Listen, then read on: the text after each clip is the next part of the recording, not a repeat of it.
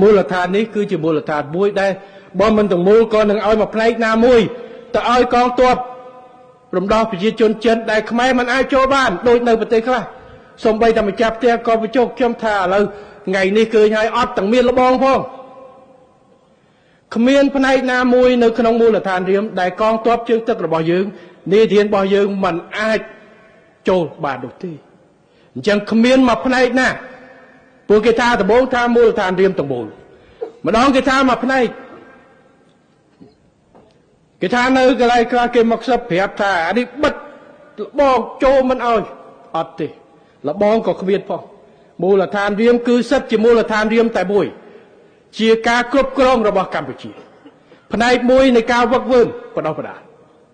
ជាមួយភាគីមិត្តយើងមាននៅម្ខាងនោះគឺជាមជ្ឈមណ្ឌលគ្រប់គ្រងពហុសាស្ត្រនៅទីនោះចឹងកងទ័ពមិត្តណាចូលមកគឺយើងនឹងទៅពេលដែលធ្វើការវឹកវើគាត់នឹងនៅក្នុងនោះគាត់គ្រប់គ្រងហើយវាធម្មតាទេពេលដែលចប់វគ្គវឹកវើគេចេញជារបស់យើងនេះ